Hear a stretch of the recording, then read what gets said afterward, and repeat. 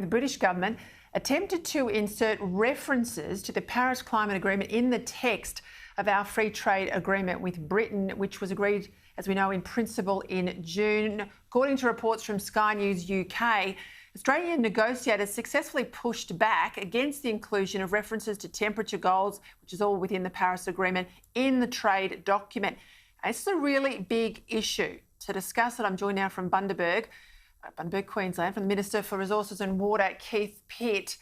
I'm trying as I can, Keith, great to have you on the show as always, to impress upon people to have these sorts of climate agreements which belong in the remit of multinational or multilateral bodies like the UN, to have them inserted in a bilateral agreement, an agreement between two nation states is extraordinary at the best of time.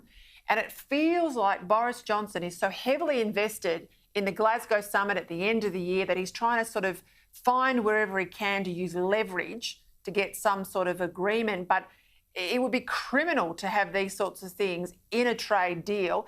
How hard did it get for you blokes to push back on this? Oh, Peter, great to be with you from Bundaberg in isolation. But the reality on this, trade deals are always hard fought. They're always tough negotiations. Everyone wants an advantage that's an advantage for them and their country. But there's just no way we're doing that. We're just not. And trade agreements are about items and tariffs and increasing or eliminating quotas and making sure that there aren't tariff barriers in the way. I mean, there's a lot of talk about carbon tariffs, and we're not having a bar of that either.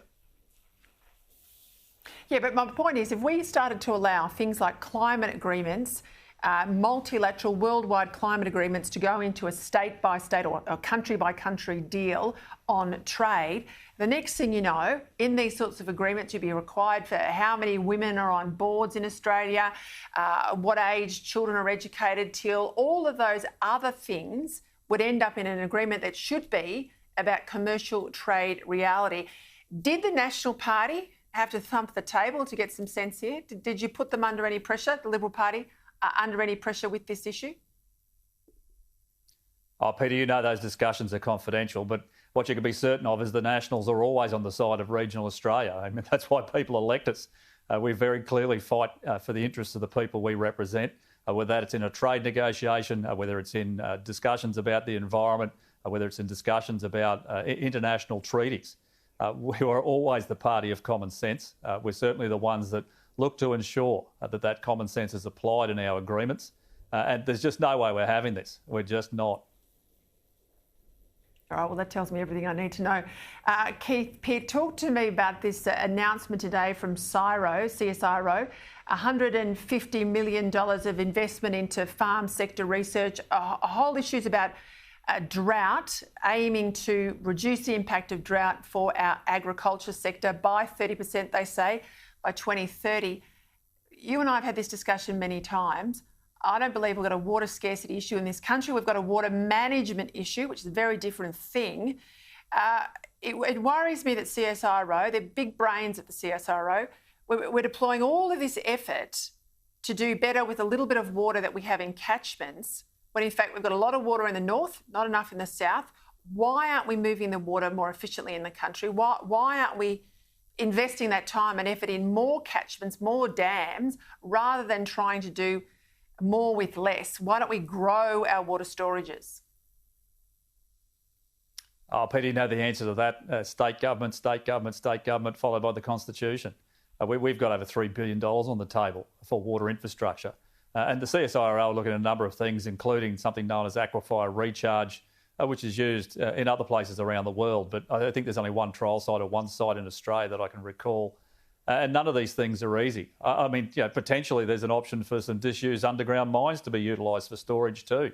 But I don't see too many people looking at those. But we are doing our utmost to get these things built. We finally got the Rookwood Weir up at Rockhampton underway. But as you know, Paradise Dam, they've knocked the wall down. So we've got, in terms of net storage in Queensland, less than what we started with. So these things are very difficult to get through state governments like the Queensland government and elsewhere.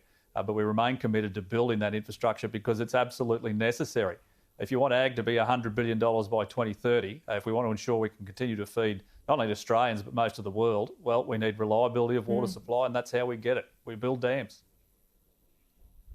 I was talking to Emma Germano of the VFF, the Victorian Farmers Federation, this week. She's delighted that there is now a visa to bring workers into Australia to work on farms, but she said they're still mired in debates between premiers and state governments to move these workers around the country. Can we get it fixed?